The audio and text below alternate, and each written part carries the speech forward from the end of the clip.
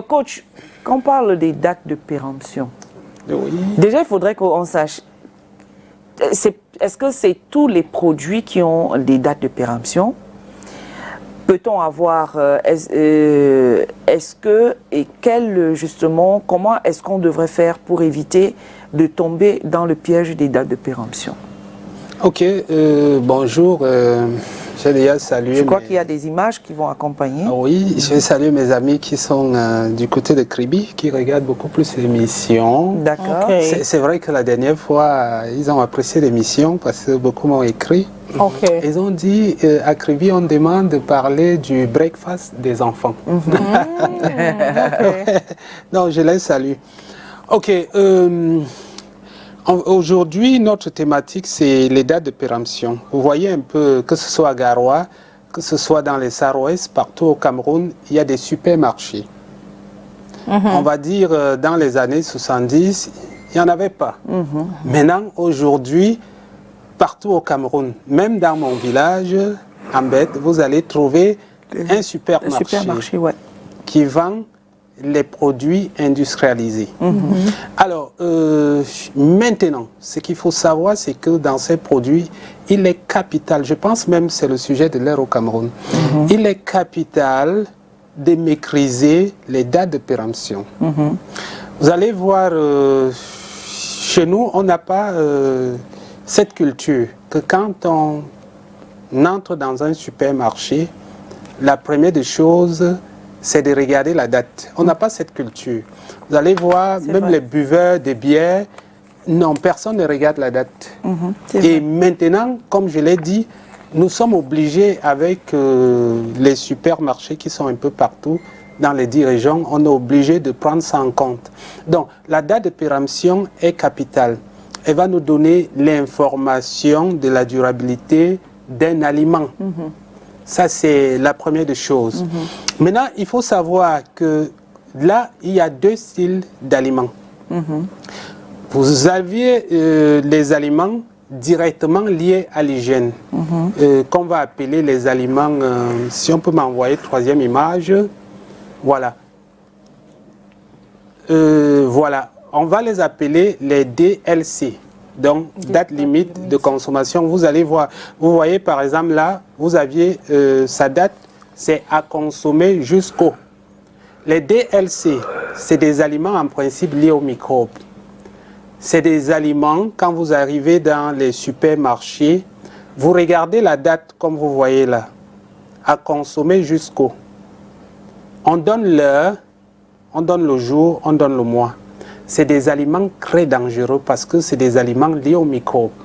Quand c'est périmé, jetez obligatoirement. Si vous jouez avec ces aliments, vous serez confronté au problème d'intoxication alimentaire. Alors, parmi ces aliments, on va trouver les charcuteries, vous allez trouver les viandes, vous allez trouver les yaourts, les produits laitiers en principe vont entrer. Et maintenant, il y a quelque chose qui est capital.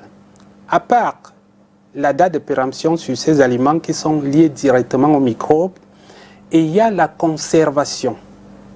Ça veut dire, vous pouvez avoir ces aliments et les dates sont bonnes, mais la manière, parce que les coupures, par exemple, d'énergie que nous sommes confrontés, si la chaîne n'est pas respectée, quand vous revenez le lendemain, vous trouvez des aliments fermentés. Donc là, ces aliments, c'est des aliments les plus dangereux.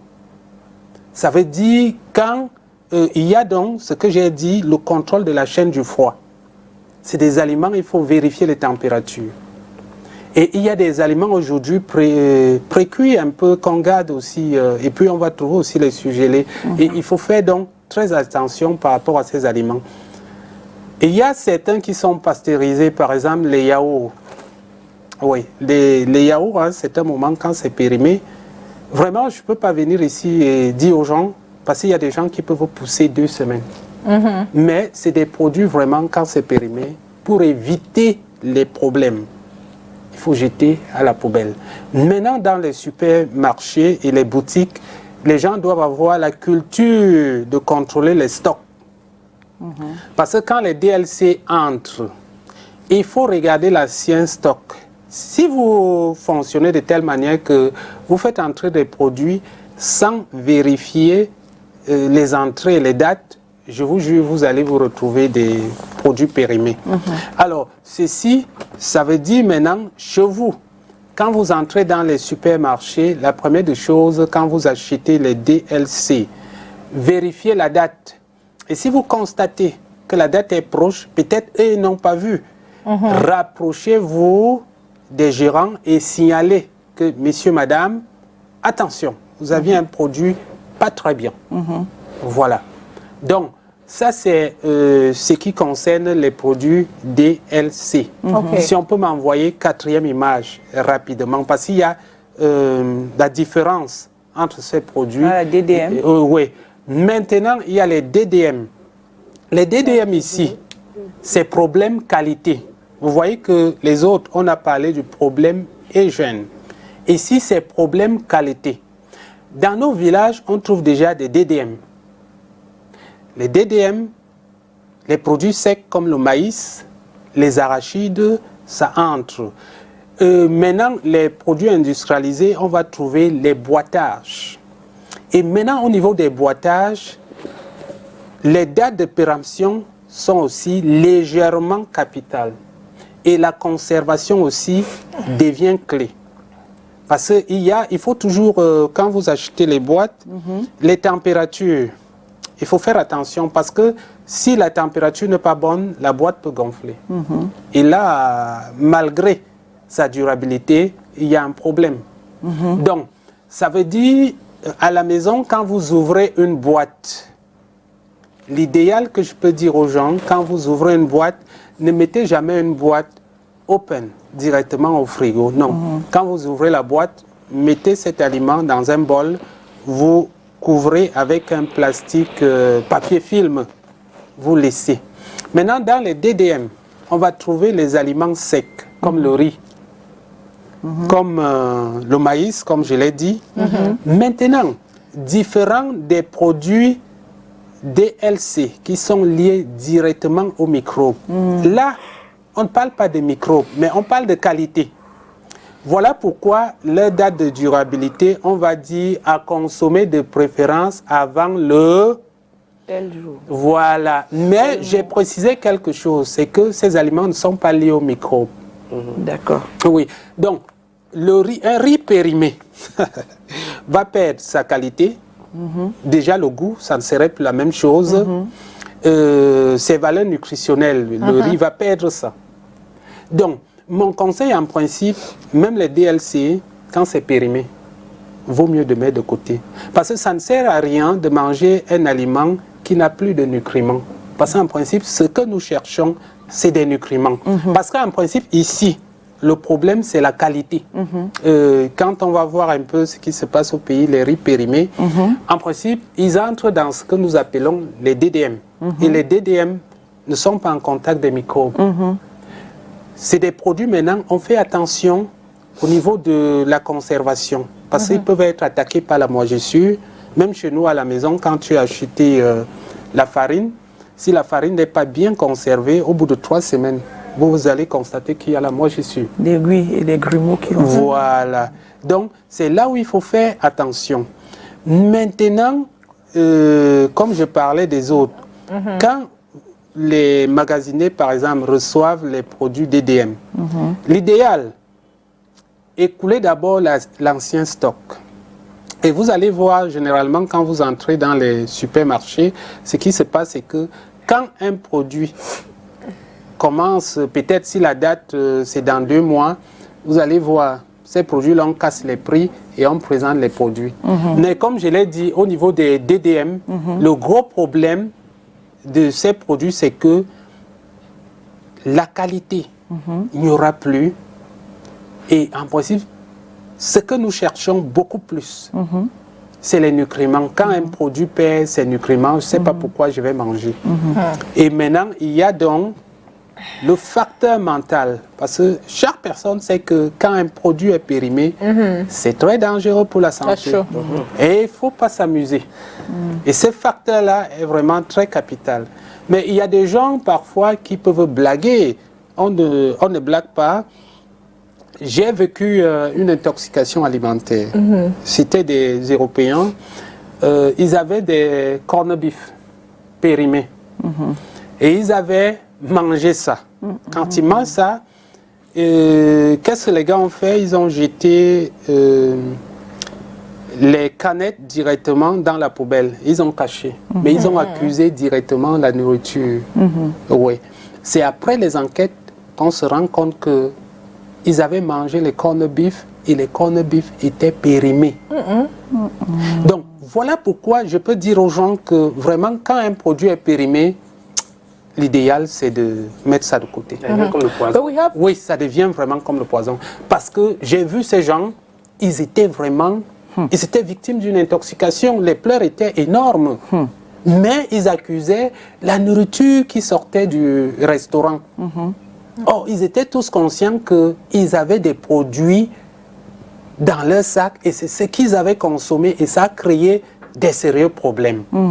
Donc, c'est ça. Et je profite en même temps de saluer un ancien ami de Côte-Co, Bissongo Paul. Coach, Oui. I know there are other products, for example, have like milk. Yeah. Even though when you expire, I'm talking about this liquid milk.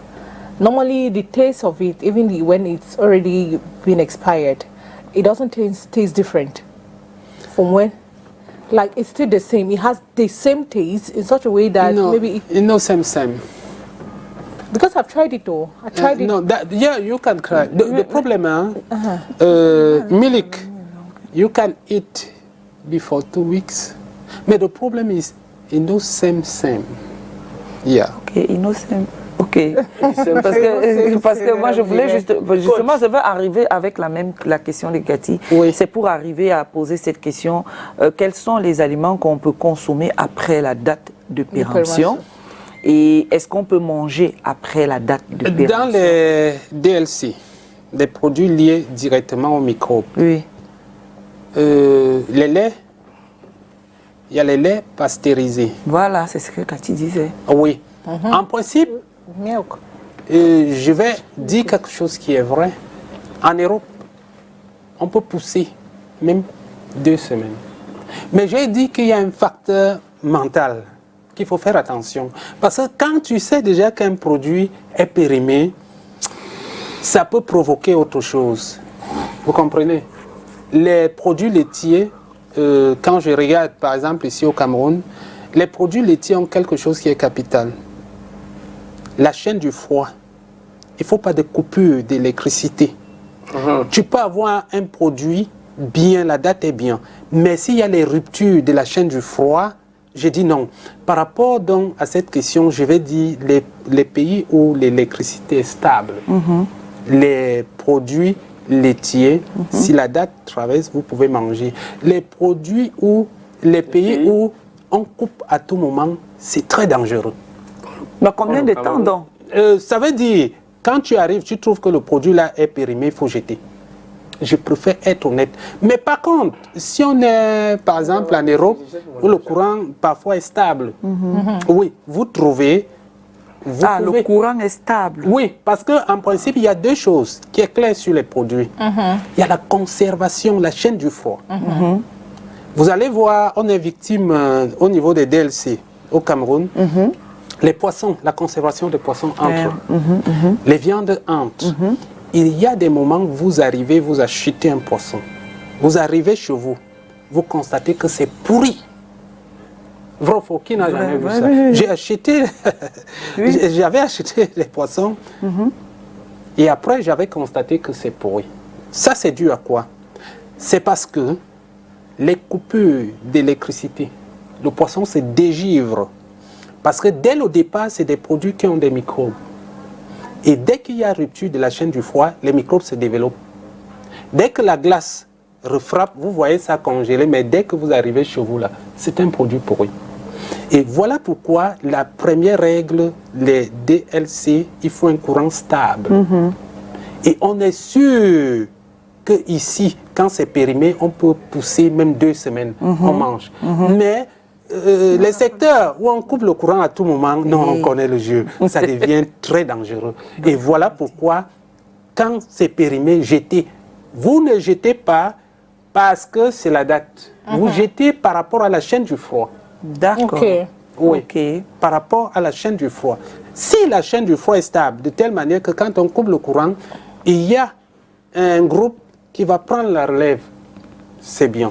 Et lorsqu'on met au congélateur, Oui. ça congèle, même si on coupe ça. Le congélateur, il y a les températures à 0 degré qui descendent à partir de 0 degré. Les DLC, comme le poisson, il faut conserver à partir de moins 15 degrés Celsius.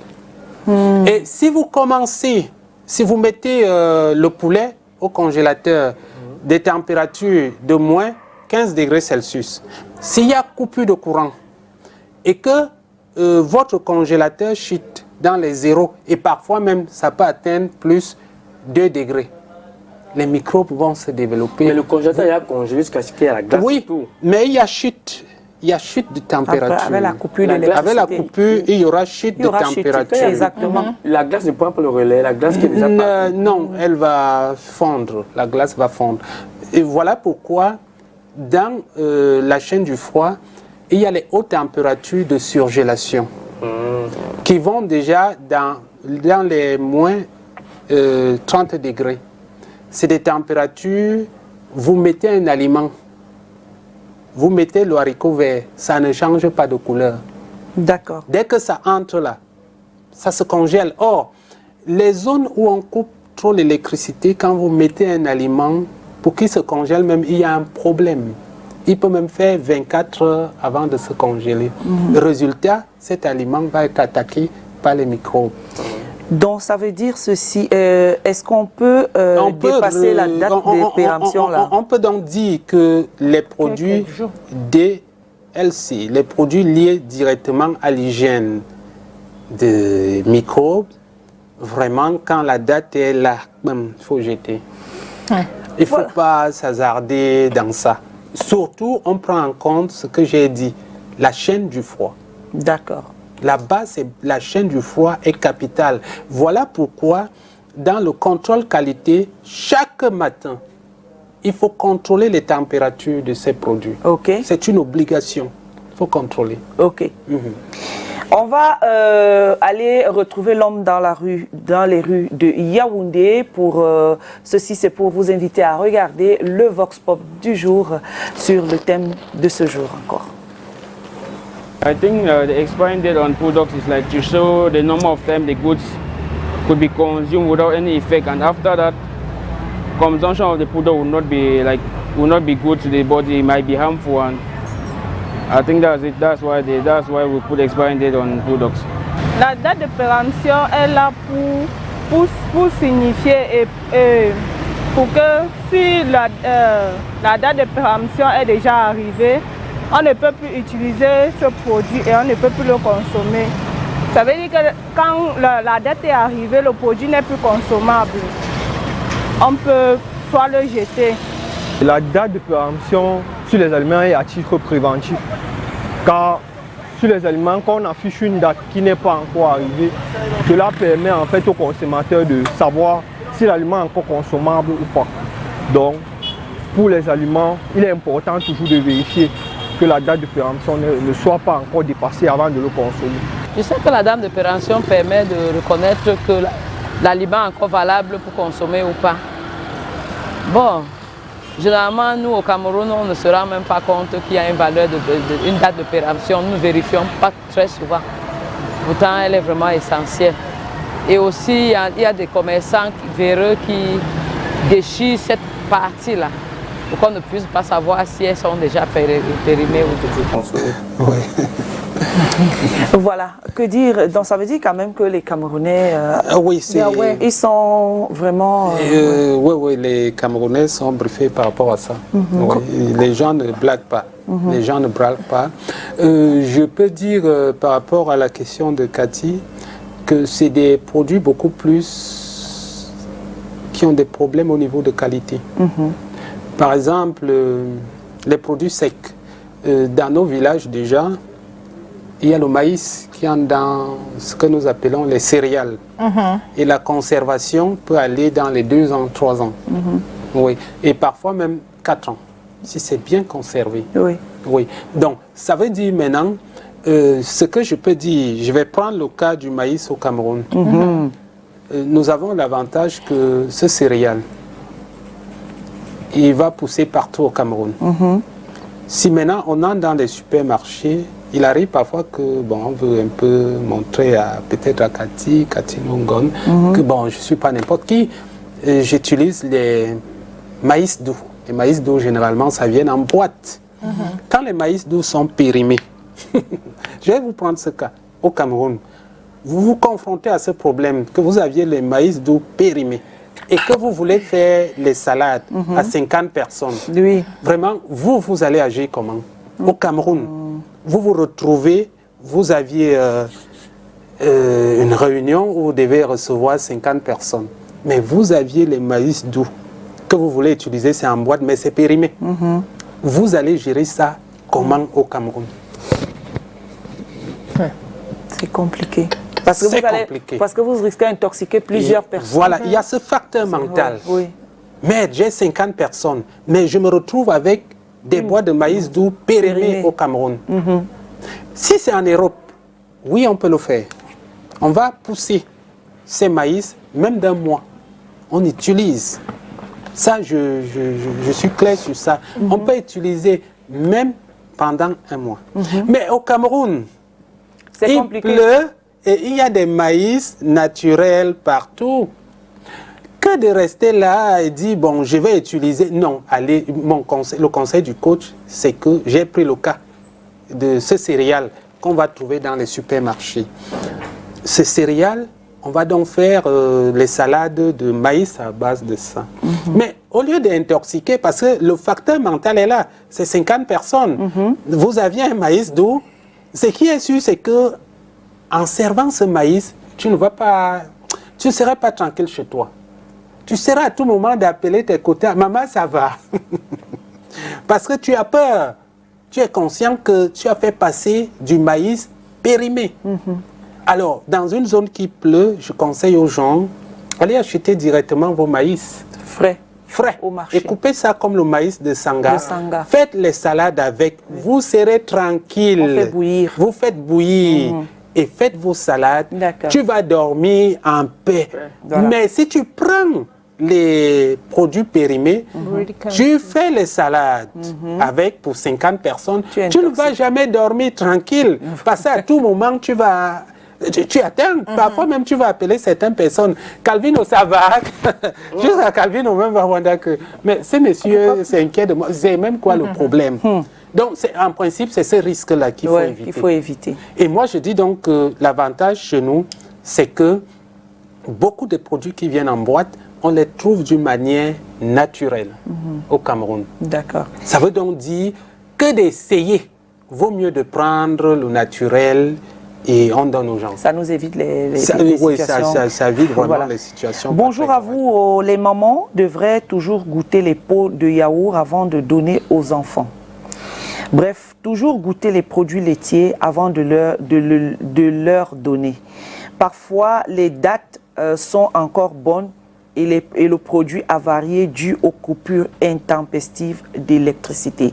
Nadège Tiayon depuis Bali qui nous envoie ce message. Oui, c'est ce que j'ai dit tout à l'heure, que les produits laitiers entrent dans les DLC.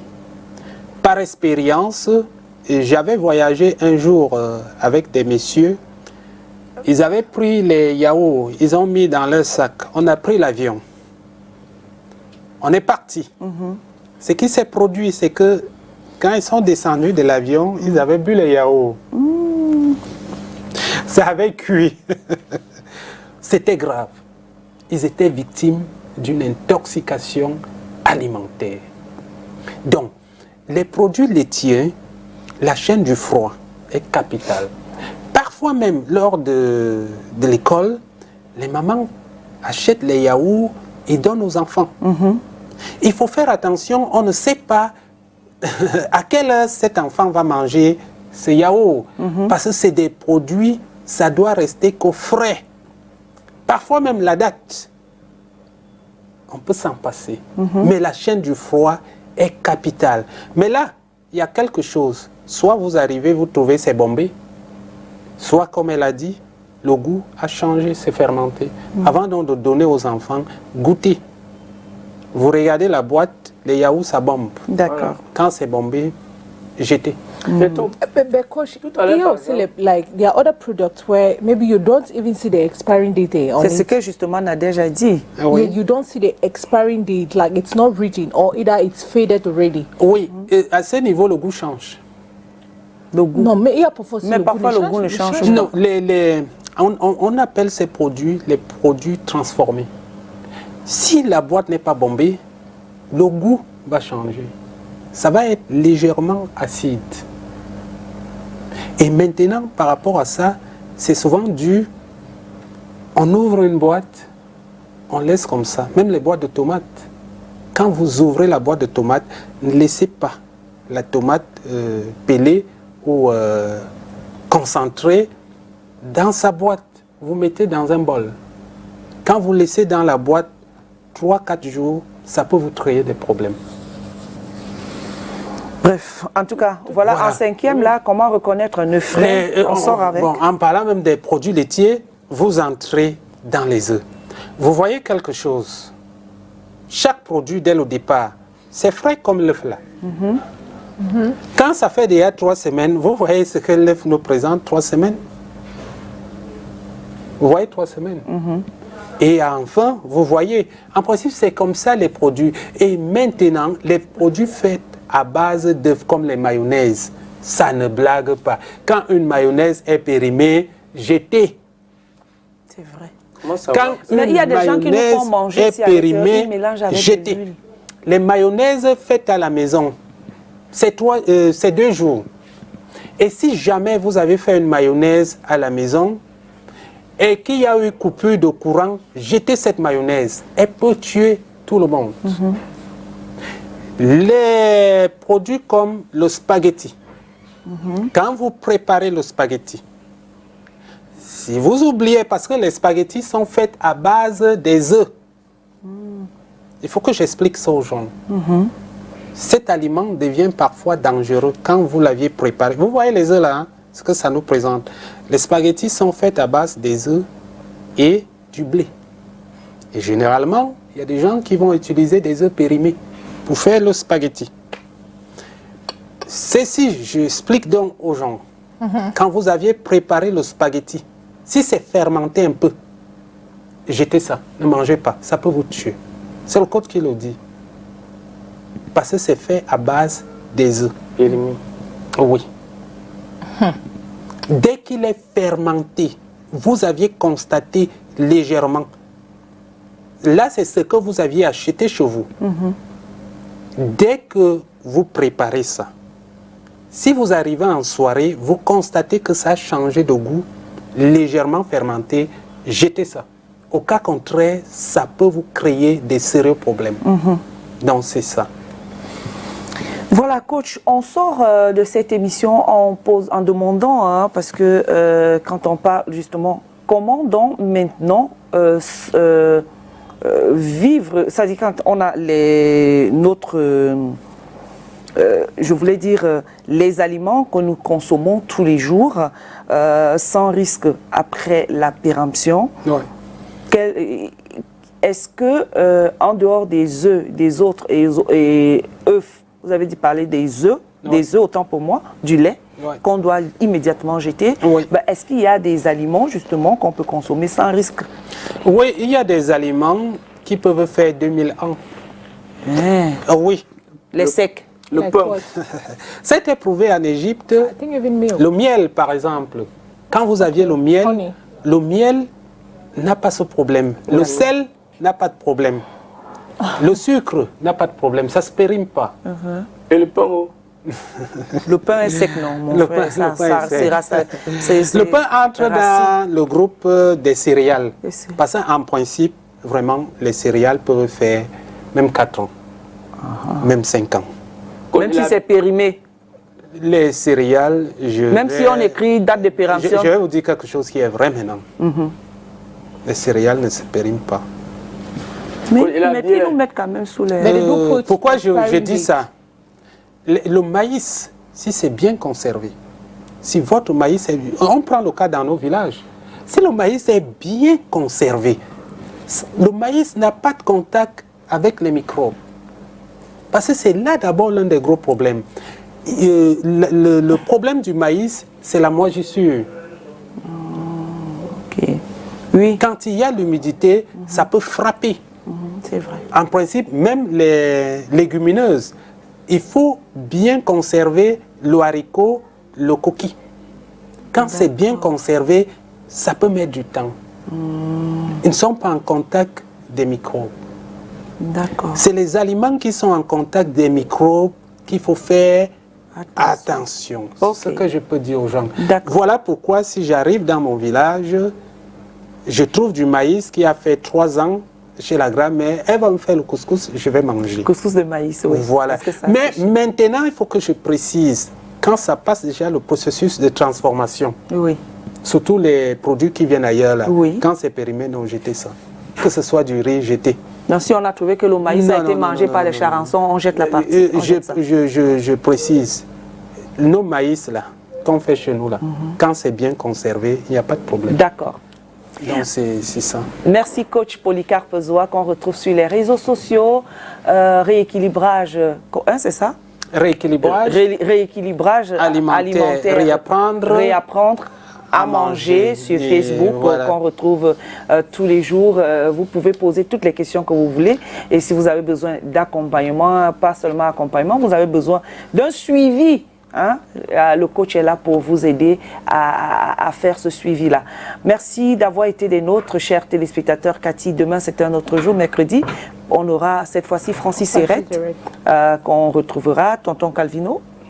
Demain c'est un autre jour. Tomorrow is another Et day. il y a coach. Oui, oui, il y a Monsieur Charles qui vous salue, Zoc, qui vous salue. Zoc Charles. Monsieur Charles Zoc. Voilà.